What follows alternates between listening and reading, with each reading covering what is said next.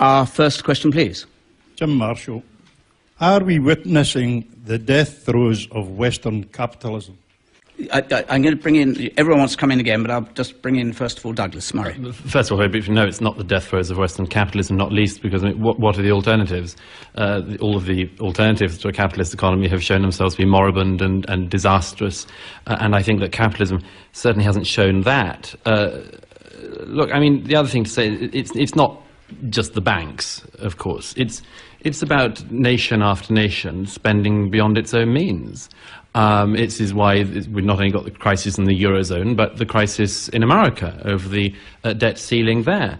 We have been spending far beyond our means, and we're doing it in Britain as well. And, you know, the problem is that this is all becoming, as always, a political football. And nobody wants to announce cuts that are needed because they fear the electoral response for that. That's why Berlusconi, again, has just delayed the necessary cuts in borrowing in Italy, because he wants to put them off till after the next election. Now, I mean, I think this is grossly irresponsible. And just very quickly on the tax payment thing, this is true. People have to pay taxes, but I mean, in Scotland, unfortunately, just over half of voters pay taxes. That's a terrible level of taxpayer responsibility. And so of course there are problems around Europe. Of course there are problems in America, but there are problems at home as well we have to deal with. That's a terrible indictment of poverty in Scotland, and a poverty that's been imbued for generations.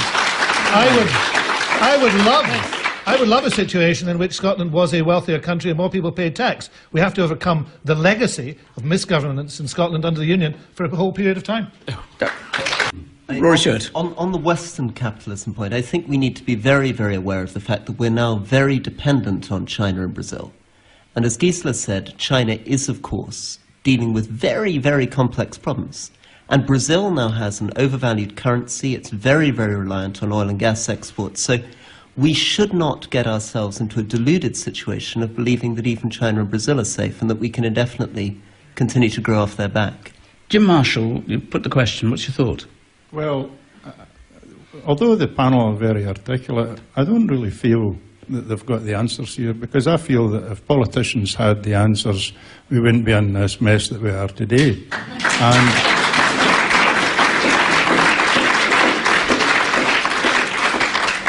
it's been all downhill since the collapse of the banks a couple of years ago.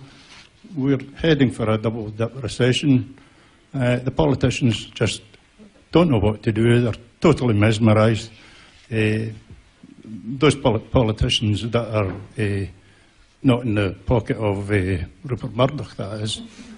So I'm sorry, but I haven't really been satisfied with the answers I've had from Rory, can you very briefly help Douglas Murray? Well, as the only non-politician on the panel, of course politicians don't have all the answers, and sometimes I think, as in this case, they are hampered in some of the answers. As I say, again and again we come across this problem. It's a democratic problem, and it's now affecting the markets and affecting our economies, which is that there are, across Europe and in America, cuts that need to be made, but they are hugely unpopular with the public, so the politicians tell you something different from the things they know need to be done.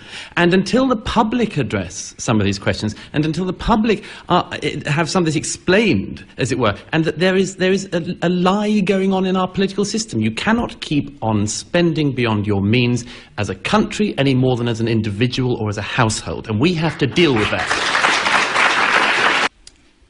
Katie Powie, we've been hearing for months that Gaddafi can't last much longer. Are we even close to getting the rat into the corner?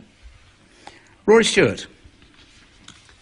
I think it's going to be, and this is something which I think is me speaking personally rather for the party, I think it's going to be difficult. We've been hoping against hope that somehow we can continuously increase pressure on Gaddafi. The reality is that I think our understanding of the internal dynamics of Libya is much more limited than we like to acknowledge. A lot of the divisions between the west of the country and the east of the country we've underestimated. And I would have thought that Gaddafi ultimately would go. But people who say he's necessarily going to go in a few days or he's necessarily going to go in a few weeks, I think are being over-optimistic. And the real problem is that even when he does go, I'm very, very uncertain about what happens next. You end up holding the baby. You end up responsible for Libya.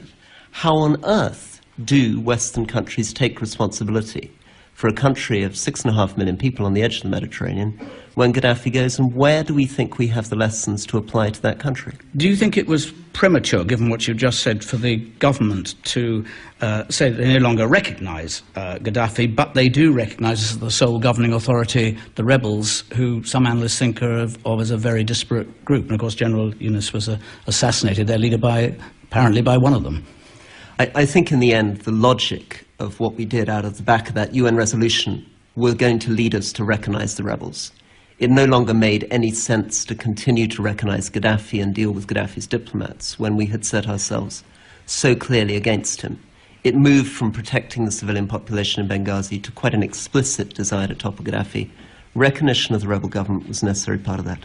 Would you have, you have the benefit of hindsight, but perhaps even without the benefit of hindsight, would you have gone into Libya or had the UN resolution and used it in the way it's been used? With the benefit of hindsight, I would say that we should have focused on the protection of the civilian population in Benghazi. We get into a very black and white world where we imagine we either do nothing or we have to topple the dictator. I would have liked us to say we're in the business of a no-fly zone. We achieved that in 48 hours. We destroyed all Gaddafi's planes in 48 hours. We're here to protect the civilian population of Benghazi, and if people say to us, Gaddafi's still there, we should have the confidence to say, yes, but that isn't what we signed up to do. We signed up to protect a few thousand lives. It's something like sanctions. It's an international measure that we've done in northern Iraq and the Balkans, and we're not going to be measured on whether or not Gaddafi falls. Douglas Murray. Well, of course, nobody wants to go in blind to anything like this, and I don't think that our government or any other did. But I think we have to look at what the objectives are, what we would like to achieve in this. The first one, as I think everyone here agrees with, is the necessity of protecting populations from genocide and from slaughter. That's something actually that the operation has had some success in, some considerable success. It isn't nothing in Benghazi to have been saved from the mass onslaught of Gaddafi's forces on the civilian population. So is that for you on that first point? Is that for you a universal governing principle, or does it apply in individual cases? I mean, everyone has had in mind, of course, what's happening in Syria, for example. Yes. Well, let me get on to that in a second, if I may, because the second thing that seemed to me, and I diverge from others on this, is that whilst you're there, a very good outcome would be to get Colonel Gaddafi out of power, either by toppling his regime or making sure that you get a missile strike on him. Now, the UN resolution didn't allow for that, so it seems to me that one of the most important reasons to be there is something we can't do. But the third reason is the crucial one, that one of the reasons why it was so important to go into Libya then was at that moment and now, when leaders across the region are, for the first time in history, at peril of popular uprisings from their own people, not military coups, but popular uprisings. We needed to send, and should be sending, a very strong signal to people like Assad in Syria when they start doing the same to their populations. And this is, to me, the tragedy of what is happening at the moment, which is that instead of this being a good precedent of showing that the West and Western countries will be tough with dictators who start to massacre their own people, we have lost our deterrent. Assad knows that we will not go in and do anything. It doesn't even need William Hague to say it, as he did the other day. It doesn't even need Hillary Clinton to keep saying that he's somebody you can do business with. We have lost our deterrent, and as a result, any dictator in the region, instead of fearing the results of genocide, will think they have nothing to lose. And I think that's a disaster. I think the challenge for Gisela and for Douglas is that, of course, it's true that there is a real symbolic value in showing that we don't allow oil-rich dictators to murder their population. But we have another problem, which is that there is a limit to what Europe can do. We don't have the full backing of the United States here in the way that we'd like. Our options are limited. We need to learn how to be more moderate. We cannot get into a black or white world where we feel either we do nothing or we reshape the world in our image. We need to be much more responsible about realizing our knowledge is limited, our power is limited, our legitimacy is limited, and thinking how we can use things like sanctions and no-fly zones in a limited way, and not getting in a world where you dip your toes in and then get sunk up to your neck.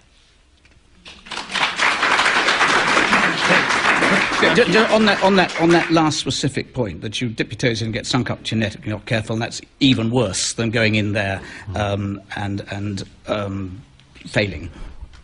Yes, I mean it would be, to my mind, it would be a disaster if at the end of all this Gaddafi remained in power. It would embolden, as I say, any dictator in the region. But just on this thing of what the criteria are, I mean, I go back to, I quote Tony Blair on this one. He said before Iraq, he said, of course there are all sorts of dictators around the world you would like to get rid of. He said, I can't. But he said, when you can, you should. And there are circumstances that arise, and I think Libya is one of them, where an extremely unpopular leader in the region, unpopular with all of the Arab League, a deep wound on the international community who had sponsored terrorism for decades, and apart from anything else, let's not forget, brought down an airline over Scotland through his terrorism. It was an opportunity, and should have proved a very good opportunity, to finally get rid of this man, and I think we're losing that opportunity. Quick last word, I think the problem with Douglas's analysis is that if you overreach, if you try to do things you can't do, that is just as dangerous for your credibility as not doing anything at all. We must take on the lesson that ought implies can. We do not have a moral obligation to do what we cannot do, and if we pretend to do things we can't do, we end up humiliating ourselves in the eyes of the world. Of course, let's not take on any failing mission.